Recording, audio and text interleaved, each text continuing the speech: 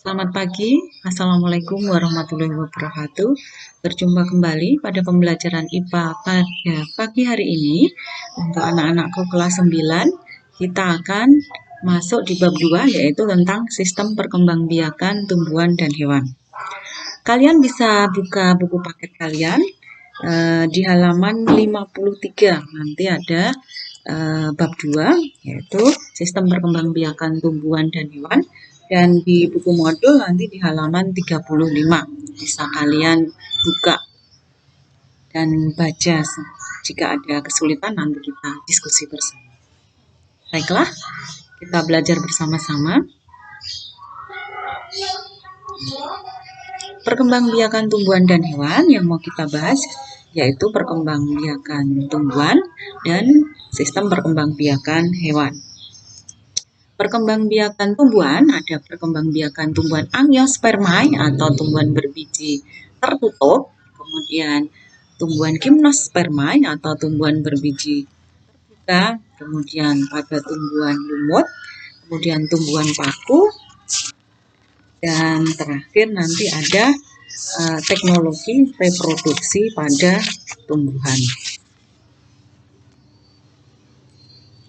Perkembangbiakan pada tumbuhan angiospermae atau tumbuhan berbiji tertutup itu ada dua macam, yaitu vegetatif dan generatif.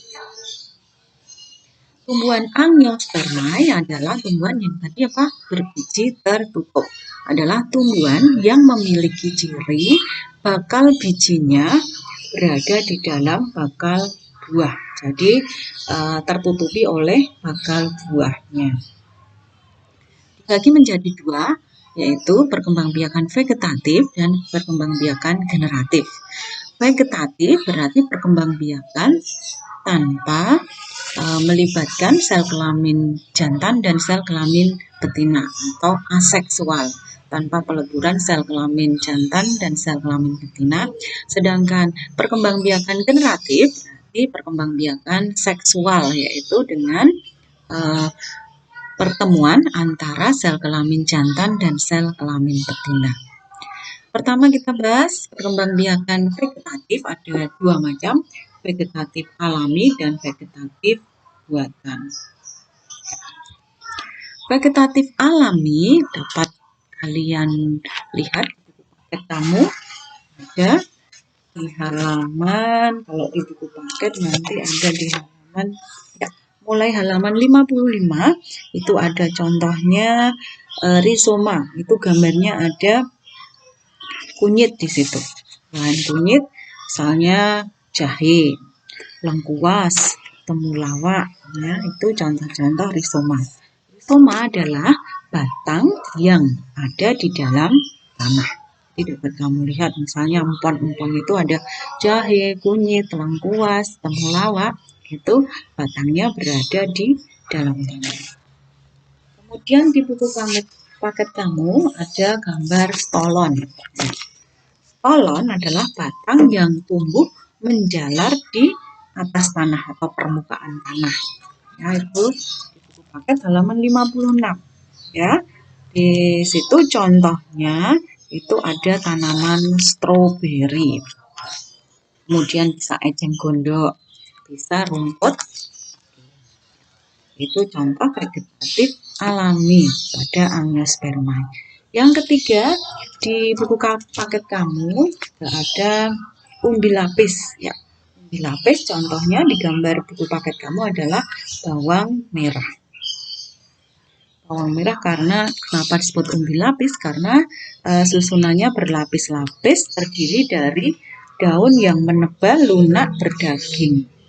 Batang yang berupa bagian kecil pada bagian bawah itu ada cakramnya, dan ini lapisan daunnya yang berlapis-lapis, itu namanya umbi lapis. Ya, contohnya pada bawang merah. Selain bawang merah, sebenarnya bawang putih juga termasuk umbi lapis. Kemudian lanjutnya ada umbi batang. Ya, di buku paket kamu halaman 57. Umbi batang contohnya pada apa ini? Ya, kentang ya, umbi batang pada tanaman kentang. Misalnya lagi pada ubi jalar, itu contoh umbi batang. Jadi batangnya membesar atau membekak di dalam tanah dan membentuk mata tunas baru. Seperti ini gambarnya ya, yang akan nanti kalau dipotong akan tumbuh ya tanaman baru. Kemudian yang kelima yaitu tunas atau anakan. Ini adalah anakan atau tumbuhan baru yang tumbuh dari bagian batang induk atau ketiak induk atau tumbuh tidak jauh dari tanaman induknya. Contohnya misalnya pada pisang ya, paling banyak ini tunas pisang. Kemudian ada tanaman bambu, kemudian ada tanaman tebu. Kemudian contoh keenam vegetatif alami di buku paket kamu masih halaman 57 yaitu tunas adventif. Bisa sering kalian lihat contohnya pada tanaman apa? Ya, cocor bebek. Itu terdapat tunas-tunas kecil yang berada pada daun ya, tepi-tepi daun yang akan membentuk individu baru atau tanaman baru ya, di tepi atau pinggir daun itu terdapat tunas adventif, bisa pada akar maupun bisa pada daun. Contohnya pada cemara, sukun maupun kersen. Nah, itu contoh-contoh perkembangbiakan vegetatif alami pada tumbuhan kayak angiosperma ya, atau tumbuhan berbiji tertutup. Kemudian kita lanjutkan perkembangbiakan vegetatif yang buatan. Kita lanjutkan buku paket kamu, bisa buka lagi halaman 61. Contohnya vegetatif buatan ini berarti dibantu oleh manusia. Contohnya ada stek, kemudian mencangkok, merunduk ya, situ. Dan cangkok biasanya ini tanamannya ada mangga, rambutan, kemudian jeruk. Biasanya tanamannya yang berkayu atau berkambium. Contoh-contohnya ada di buku paket kamu juga ada. Merunduk contohnya pada tanaman di situ ada alamanda. Kemudian ada stek contohnya pada tanaman ya singkong ya. Itu biasanya menggunakan stek dengan memotong batangnya, kemudian diambil mata tunasnya, kemudian ditanam pada tanah. Stek bisa pada ya tebu, bisa pohon seruni, bisa itu di buku paket kamu. Oke, ini dibantu oleh manusia. Bisa juga dengan menyambung atau mengenten ya. Menyambung itu suatu batang tanaman disambung dengan batang tanaman lain yang berbeda sifatnya tapi masih sejenis. Misalnya bunga kertas warna merah dengan bunga kertas warna ungu. Itu bisa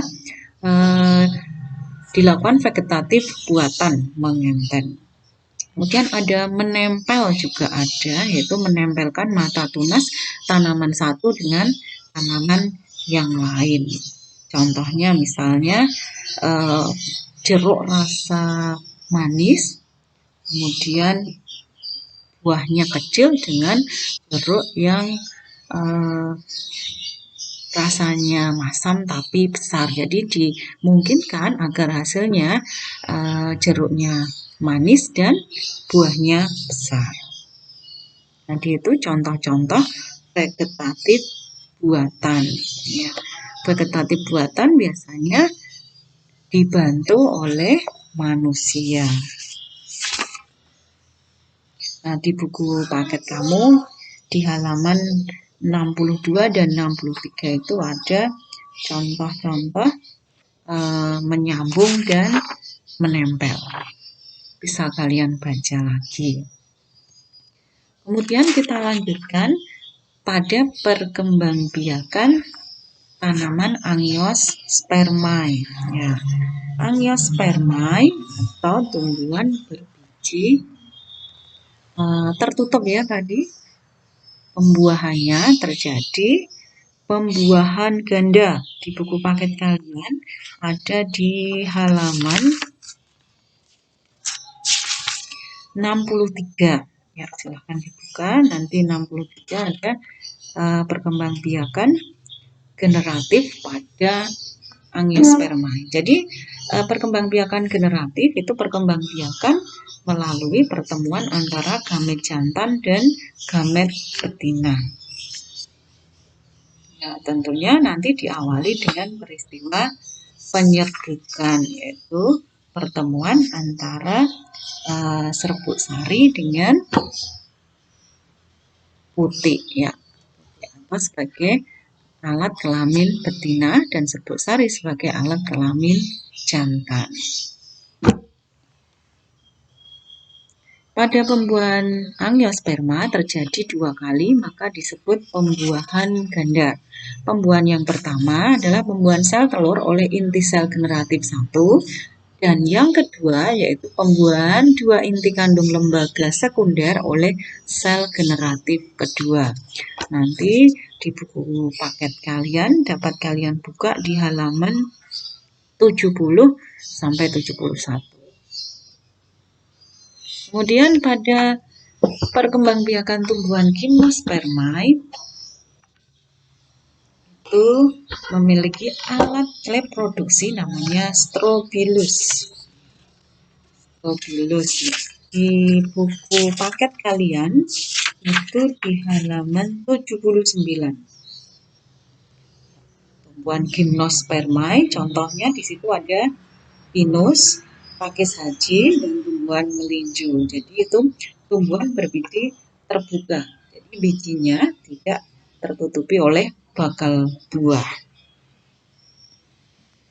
Ya, Strobilus jantan menghasilkan gamet jantan atau serbuk sari, sedangkan Strobilus betina menghasilkan gamet betina. Reproduksi pada Gymnospermae diawali dengan penyerbukan. Ya, baik Angiospermae dan Gymnospermae tadi diawali dengan penyerbukan, ya, pertemuan antara serbuk sari dengan kepala putih.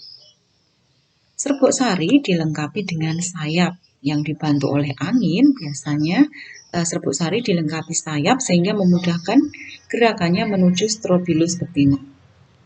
Kemudian pada bakal biji atau megaspora terdapat struktur liang biji mikrofil dan kantong serbuk sari yang mengganti fungsi bunga sebagai organ reproduksi.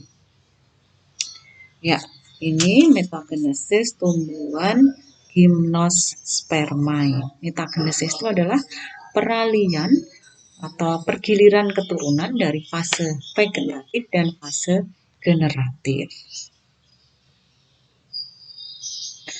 Kemudian kita lanjutkan ke perkembangbiakan tumbuhan lumut dan tumbuhan paku.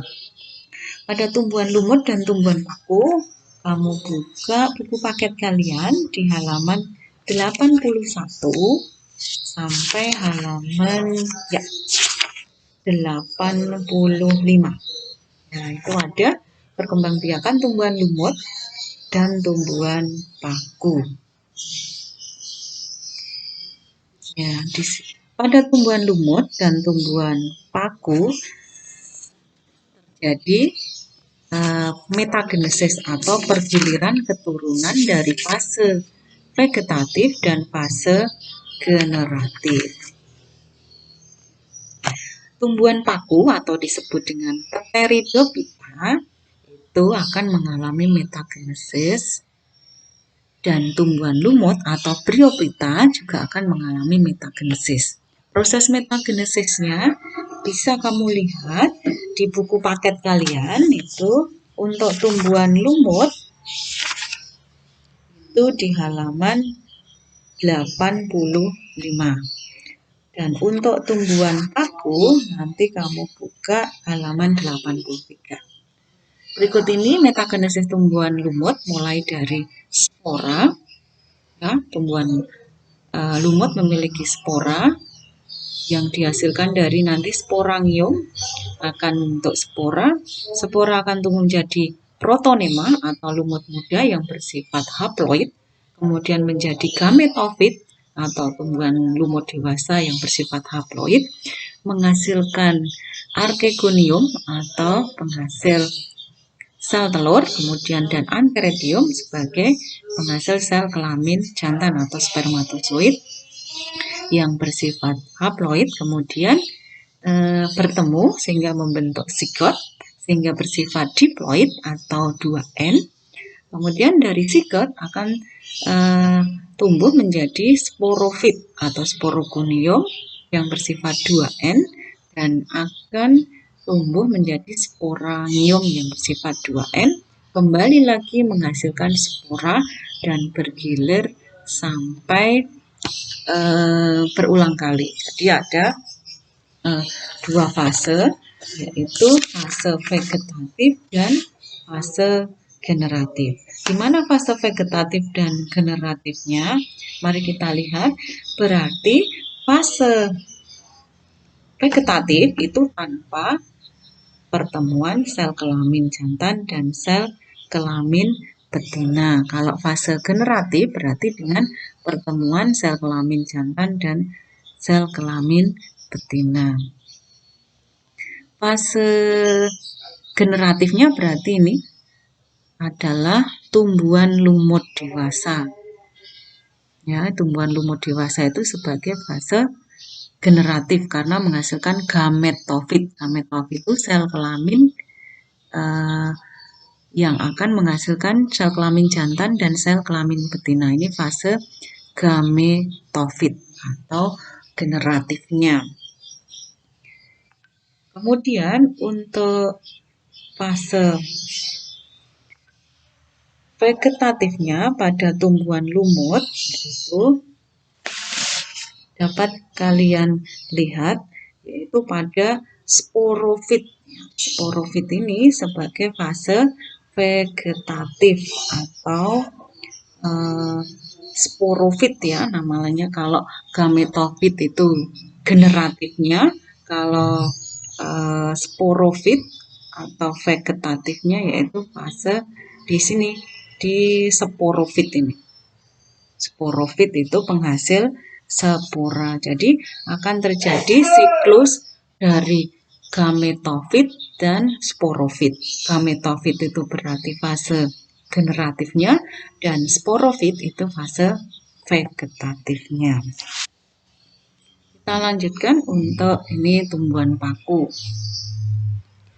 Tumbuhan paku juga mengalami metagenesis atau pergiliran keturunan, yaitu dimulai sama tadi dengan tumbuhan lumut menghasilkan spora.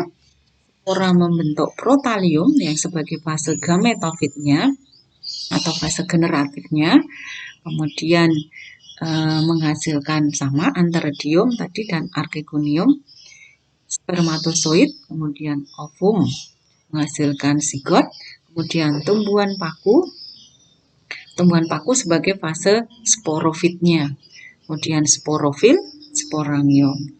Jadi yang merupakan fase gametofitnya atau generatifnya yaitu protalium dan fase vegetatifnya atau sporofitnya adalah tumbuhan paku yaitu sebagai fase sporofitnya.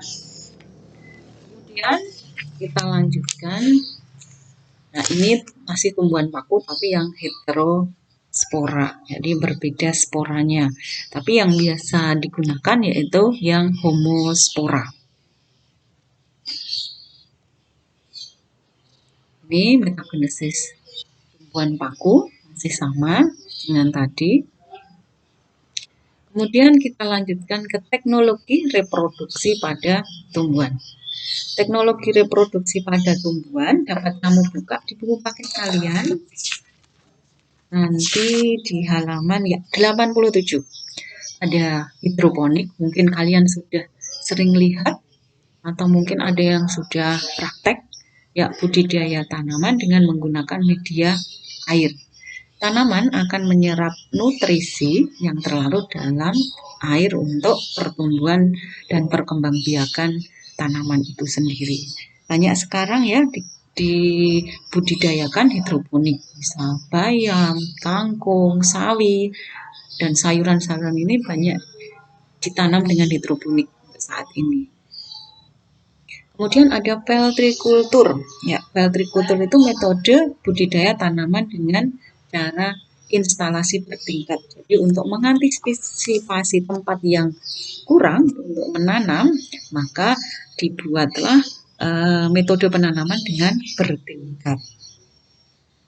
Misalnya untuk daerah perkotaan atau gedung-gedung yang lahannya sudah kurang bisa ditanami dengan tanaman, selain menghasilkan oksigen juga bisa untuk budidaya tanaman.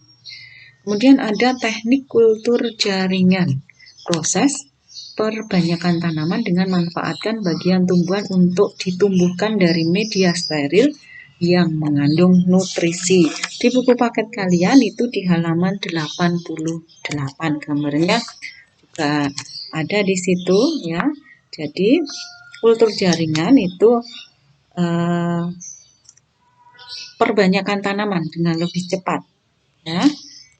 Bisa dengan bagian tanamannya bisa akar, batang maupun daunnya. Jadi bisa diambil selnya saja dari bagian organ tanaman tersebut, kemudian ditumbuhkan dalam media steril yang mengandung nutrisi.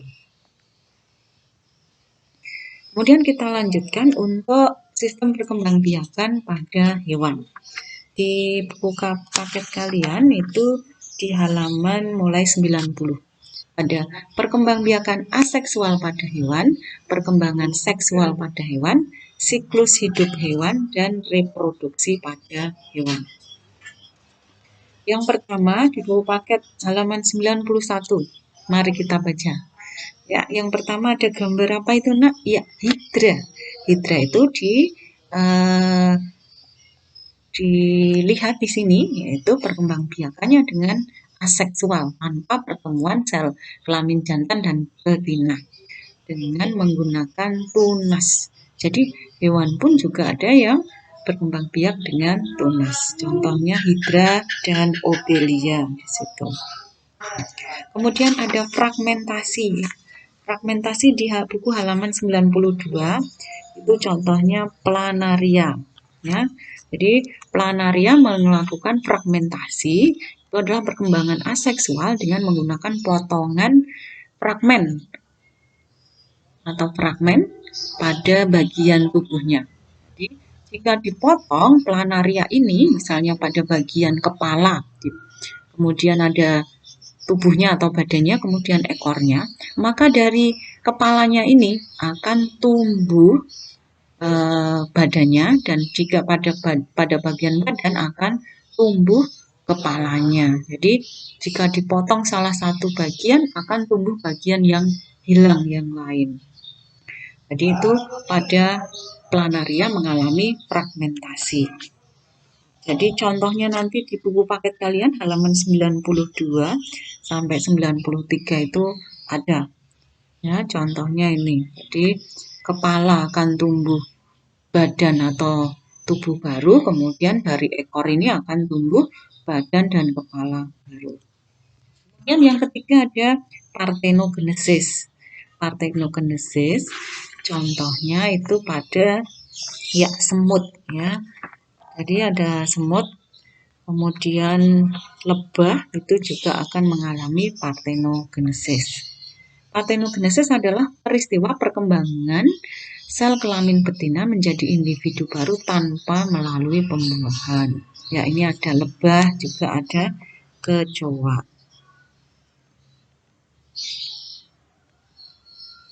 Perkembangbiakan, kalau tadi udah aseksual, kita ke seksual. Perkembangbiakan seksual berarti dengan proses perkawinan antara sel kelamin jantan dan sel kelamin betina, sehingga terjadi fertilisasi.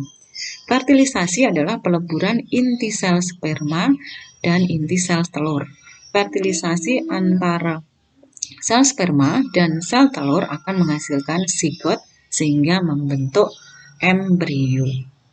Fertilisasi pada vertebrata dibagi menjadi dua, yaitu internal dan eksternal. Vertebrata itu hewan bertulang belakang. Kemudian, berdasarkan cara perkembangan dan kelahiran embrionya, hewan yang berkembang baik secara seksual dibagi menjadi tiga, yaitu ovipar, vivipar, dan ovovivipar. Ovipar yaitu berkembangnya hewan dengan cara bertelur, vivipar itu melahirkan, ovovivipar yaitu perkembangbiakan hewan dengan keduanya, dengan bertelur dan melahirkan. Ya, contohnya nanti untuk yang vivipar, ovipar, dan ovovivipar dapat kalian lihat di buku paket kalian halaman 95.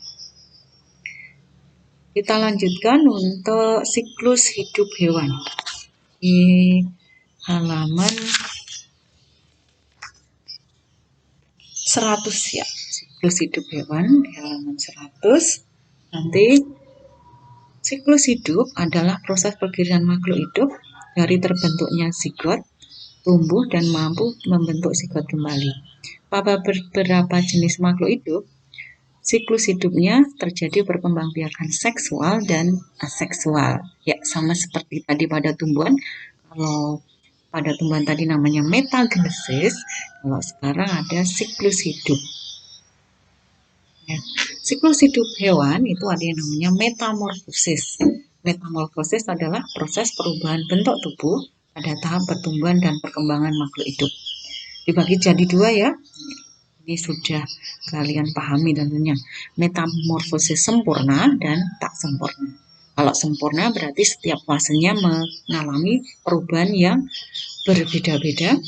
Tidak sempurna yaitu bentuk hewan muda mirip dengan hewan yang dewasa. Ini disebut metagenesis tak sempurna. Ya, contohnya ini pada belalang yang tidak sempurna, kalau ini pada katak. Kemudian lanjutnya kita ke teknologi reproduksi hewan di halaman 105. Terakhir ya, ini ada dua macam di situ, ada inseminasi buatan dan cloning.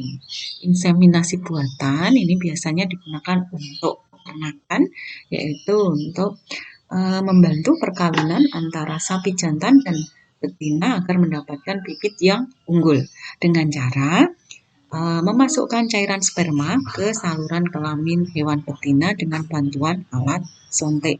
Jadi hewan jantannya misalnya dari sapi jantan India misalnya tidak perlu didatangkan sapinya, cukup dengan spermanya saja disuntikkan ke sapi betina sehingga menghasilkan keturunan yang unggul seperti sapi jantan dari India tadi. Contohnya lagi teknologi reproduksi hewan adalah cloning. Cloning merupakan cara reproduksi hewan untuk memperoleh keturunan yang identik atau sama dengan induknya dengan cara memasukkan inti sel donor ke dalam sel telur induk yang telah dihilangkan inti selnya. Contohnya ini sangat terkenal ya di Inggris namanya domba Dolly. Ya, jadi tanpa pertemuan sel kelamin jantannya hanya dengan memasukkan inti sel donor ke dalam sel telur induknya yang telah dihilangkan inti selnya.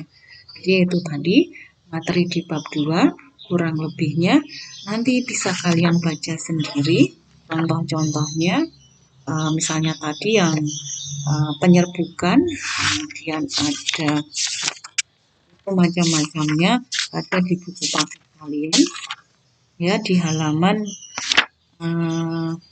67 ya, itu penyerbukan ada anemogami, entomogami, ornitogami, giropterogami, antropogami, itu macam-macam penyerbukan. Kemudian ada autogami, geitonogami, alogami, dan hidrogami. Itu macam-macam penyerbukan berdasarkan asal serbuk sarinya. Kalau yang ornito, chiroptero, keitono itu berdasarkan perantaranya atau yang membantu dalam proses penyerbukan. Demikian tadi materi di bab 2, sekilas yang bisa Bu Guru sampaikan. Dapat kita belajar bersama-sama. Kita baca lagi buku paket maupun modulnya. Silahkan baca buku paketnya halaman 52 sampai 105 ataupun modul kalian halaman 35 sampai 55. Selamat belajar, semoga tetap semangat, tetap sehat, jaga kesehatan di rumah. Walaupun kita tidak bisa bertemu secara langsung, tapi kita tetap semangat belajar. Jika ada kesulitan, bisa diskusi di Google Classroom maupun di WA. Demikian materi di bab 2. Tetap semangat belajar di rumah ya, jaga kesehatan, makan makanan bergizi, jika keluar rumah tetap taati protokol kesehatan. Ya, pakai masker, cuci tangan, dan olahraga setiap hari di rumah.